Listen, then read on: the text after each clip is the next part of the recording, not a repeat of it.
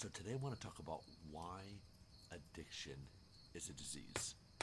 And I'm glad that we're talking about this more in society, in our culture, because mental health, addiction, substance abuse is really a problem. And it's been a problem for so many people, so many families for so long that I'm glad that it's starting to finally get more attention. But we still have a long ways to go. Now, the reason why addiction is a disease, why it's a medically diagnosable, according to the American Medical Association and most major medical bodies in developed countries around the world, is that just like any other condition, it's treatable. It has certain symptoms. It, without treatment, can often cause bodily injury, right, and even death. And so the definition of a disease, I want to give you the actual definition that I found, is a disease is defined as a particular quality, habit, or disposition regarded as adversely affecting a person or group of people. And a disease, if not treated properly, like I mentioned, often gets progressive and worse and more problematic in one's life with time. And because it's a medically diagnosable disease, just like heart disease or liver failure or cancer or anything else, it's something that we can improve. It's something that we, with treatment, can actually get better with and can sometimes, in many cases, overcome.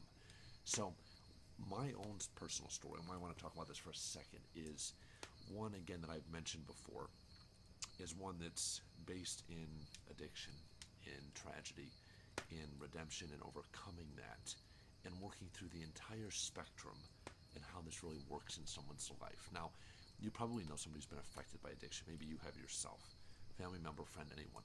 And remember, there's kind of a scale, right? There's a whole gamut where oftentimes that problematic behavior doesn't really matter what it is. It could be, video games, it could be porn, sex, drugs, alcohol, you name it.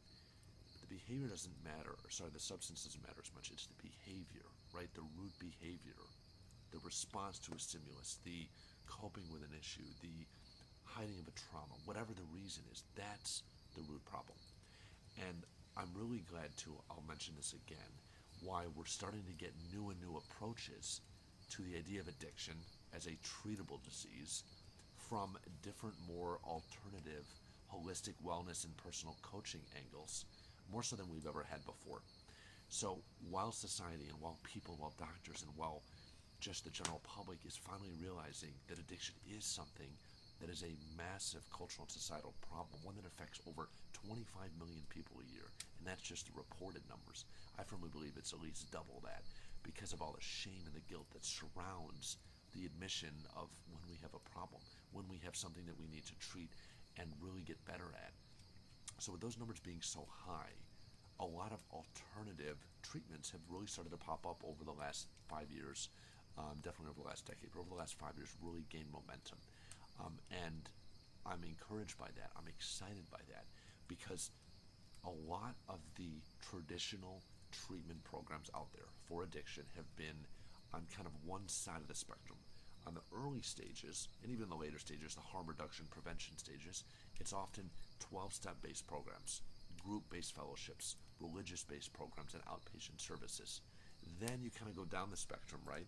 You might have some individual therapy, therapist work in the middle there, one-on-one. But then at the other end, you have kind of the crisis management, when things have gotten so bad with a bad habit, behavior, or addiction, where you need detox, right? You need a inpatient rehabilitation center. You need to go away to a retreat or to a center where there's doctors, medical staff, and others to really help you kind of intervene and kind of shock treatment, if you will, try to overcome this addiction, this behavior. What I've noticed, though, is that there's not a lot of providers, programs, and treatment in the middle, in that middle 80%, right? Not at the first 20, not at the last 20, the first 10, the last 10, however you want to break it down.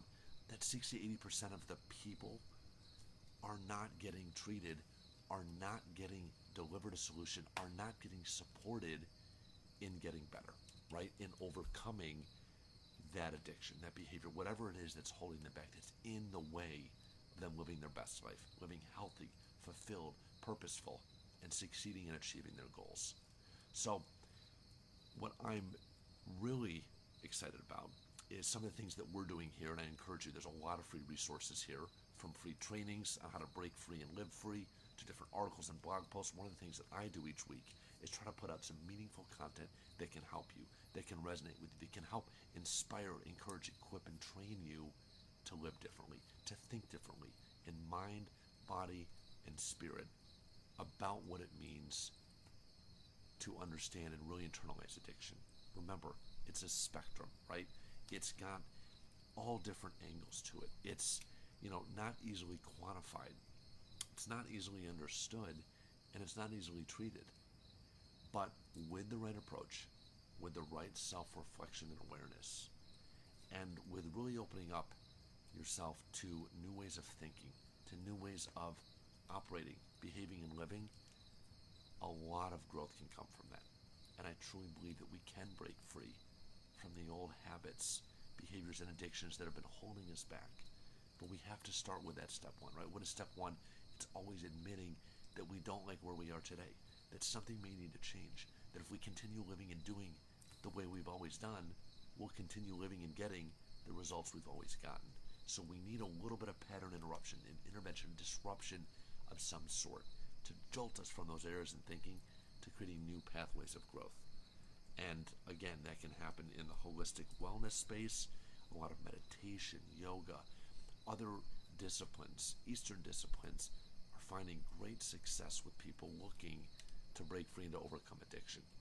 We're also seeing a lot of programs in the personal development, self-help, personal growth space being really successful ways to introduce people to concepts of living, concepts of health, concepts of mindset that can also be really effective in treating and overcoming addiction. And that's kind of where I really personally resonate and practice a lot of what we do with the Live Free lifestyle and in my personal coaching and business and life is that alternative philosophy, that taking a collection of ideas, disciplines, habits, and behaviors and putting them together into a system that works for you, a system that can help you in your unique path in life live free, live fully, and to do it without addiction, to break free from the shackles of that. Whatever that may be, however that's defined, it's not a way to live. And there is a path forward. And it doesn't necessarily have to be what we've always thought it needs to be, which is going to an AA meeting, right? Going to a 12-step program, being in a fellowship in a group. Again, nothing wrong with those groups and that approach, but for a lot of people, it doesn't work. It's not a modern secular approach to breaking free and to living free and to beating addiction. And there's also a lot of value and a lot of saved time and money by not waiting until things get really bad, right? Until we're on the other end of that spectrum we talked about, which is where we really need to invest and we need to go to a center, right? We need to go to a detox, go to a treatment center because we're mandated to by the law, our job, our spouse, our family, whatever it is. We want to avoid that crisis avoidance, right? That harm reduction, that idea of getting it, tackling it, addressing it before it gets to that point.